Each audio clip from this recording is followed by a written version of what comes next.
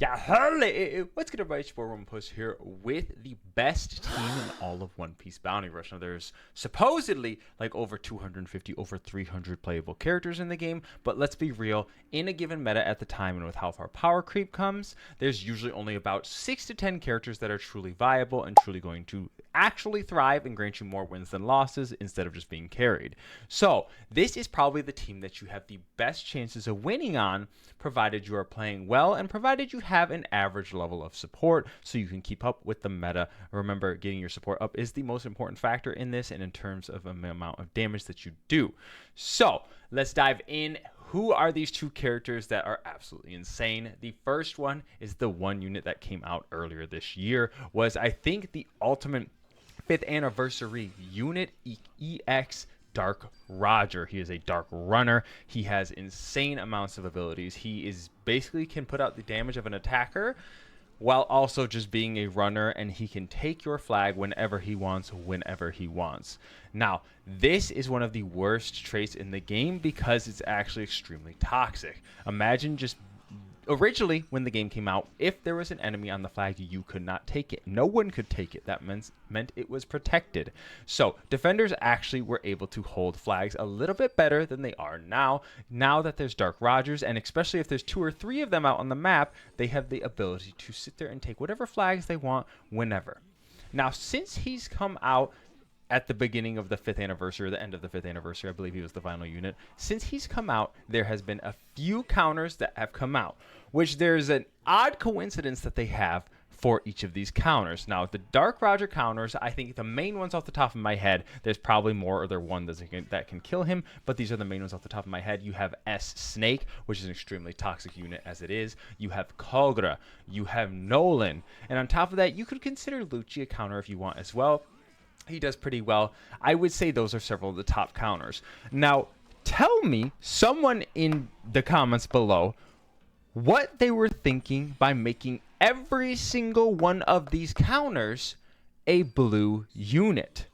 All of those units are blue. How that's a thing, I don't really know, and why that's a thing, I really don't know. I think they could have been any of the colors because all 3 colors have the equal amount of damage increase to dark units. They could have made them green, they could have made them red, but for some reason every single one is blue. Now, this leads me to my main point of why this is the best team. You have Dark Roger. Your second character to pair with Dark Roger when you are going in League Battle to grant you the most wins is going to be Jabra from CP9. User of the Wolf fruit. Now, this man's is able to destroy every single one of those Dark Roger counters. Now, Jabra, I don't think comes with too many insane counters. I would say you maybe have Albert, sort of. You have Queen V2, I think is a really good counter, but no one plays him. You have Stussy, sort of. I wouldn't even consider that one a hard counter. That's just something that can do well, decently. And then you have things like Gear 5 as well, if you want to consider that a counter. Jabra can definitely kill Gear 5 as well. It can go 50-50 depending on how the matchup's played. Nevertheless, the main point is that Roger can easily destroy any of those characters that supposedly counter Jabra. He's definitely one of the top, if not best, attackers in the meta at the current time. I'm just saying, as of the moment of this video, he's going to probably scale for a while because of that shield. And then you have Jabra, who can destroy every one of Roger's counters, which goes a long way. Now you have the offenses of Jabra to get rid of any defenders that can hold you. Primarily S-Snake is who I'm referring to in this case, but sometimes Nolan.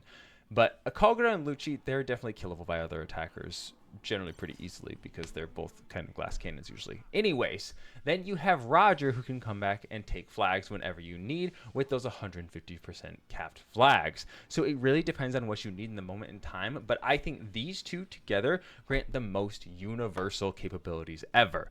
Now, some of you are going to mention, because of the 5.5 anniversary, we got this brand new Shanks. Now, I think the Shanks is a phenomenal unit. I think he's very good, and I think he's capable of doing a lot. This is light runner Shanks that I'm referring to right now. The Kamusari is the version specifically. But the problem is I don't think he specifically gets rid of those counters that like Roger deals with. I think I'm definitely going to place Roger as the most toxic unit of all. You could put S Snake, but S Snake's a defender. So if you have no one who can take flags, S Snake's not going to do anything. So generally defenders fall kind of weaker on the categories because they're only a defensive role, and you can't win by only playing defense unless you magically get all 3 flags and can hold them the entire game. Nevertheless, Shanks, I don't believe he's capable of destroying all of these counters very easily as Jabra is. So Shanks is a runner, labeled runner. He's generally an attacker, but I don't even think he's insane at attacking. He can do some good damage, but I don't think he does as much damage or as insane amounts of damage as quickly or as well as Jabra is capable of doing. So this is why I don't put Shanks on there. Now you could, if you have Jabra and you have Shanks, definitely run that. I think Shanks is right up there as one of the better runners, but he is pretty stallable by S-Snake, I would say, in my opinion. So he can definitely hold that back. I think Nolan can kind of hold his own well as well, depending on the Nolan's build and what he's got going. And then you have Kalgra as well, can actually hit him pretty decently. So things to look out for. And I feel like Shanks is just easier to stop in terms of the counters. Now there are S-Snakes everywhere, so those are there to halt the Roger.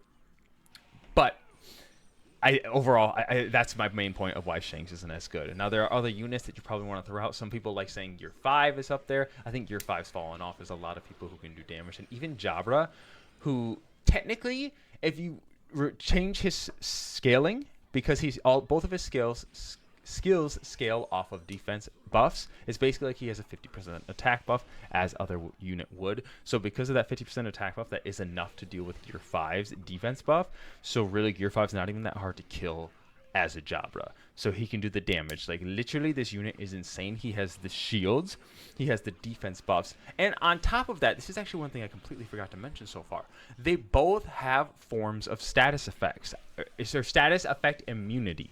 So they're both immune to immobilizing status effects, which usually that's a go-to way to kill runners, was to just immediately stop them from taking flags. But since Roger's immune while he's above 97% and while he's on the enemy flag, and then you have Jabra's immune while being on the enemy flag, this opens up, well, I would say rather it limits opportunities to kill them, so you don't really have too much utility or versatility to kill them. It's like once you get a counter, say I get something that can kill Jabra, they're just going to come out as Dark Roger, and that unit's going to go and start taking flags. And if I kill Roger, well, they're going to bring out Jabra and start killing all of my team in general, because that thing's an absolute monstrosity. So overall, there are large amounts of characters in this game. It's just unfortunate to see that there's very little that is actually like super playable. But these are your units that you can go to if you want to win the game. They have so much going for them. Their damage is insane. Jabra is a multi-hitter. You have things like Dark Roger as well. It's just fat hitting. He has the 50% HP slice, plus he does well against defenders. You could even bust out someone like Dan Jin Zhao is a counter to Jabra, which he does fairly well. I'm not going to lie. I've played it. But you can use Roger. You could just if the Roger knows what he's doing, he can destroy the Dan Jin Zhao if he's playing correctly. But that relies on the players having a brain. So if you want to win games, I definitely think this is going to be your go-to team. Just get your green support together. You can load up your Jabra. Roger, I don't think needs as high of a percentage. Some things like support tags that you could run. I am honestly just running like the Kaido crew. So you have attackers. I have Zoans. I have New World. I have Animal Kingdom Pirates. Tags like that go really well. You don't need defender tag. I definitely think either go runner or attacker, but attacker is probably going to grant you the most benefits between all of that. So I strongly recommend that. If you're not sure what's a good percentage to be playing in League Battle, if you are in SS tier, I strongly recommend trying to get to at least like 150%. That's your ideal goal. If you focus on one specific color, you shouldn't take too long to achieve that. If you're balancing between several different colors, that might become a little bit harder. But overall, just try and focus. Get that like attacker tag. As I said, don't worry too much about the rest. If you can get like attacker and straw hat, even that is phenomenal. So get that for your support tags. Those will go a long way. Metal sets for things like Jabra, you can go just basic damage increase. If you really want, you could go the Kaido sets. Kaido sets are phenomenal. So I recommend those. If you have not seen, I strongly recommend going and seeing my guides out there that I have for Roger and Jabra. Those will help you along the way and get you guys situated to where you need to be. So that's all I have for you guys. That is our Jabra and Dark Roger. That is the best team in One Piece Bounty Rush as of right now, season 135. So We'll see what happens and where power creep leads us. This may not scale well. This may scale really well. We'll see how long it takes them to shove out counters for both of these 2 units.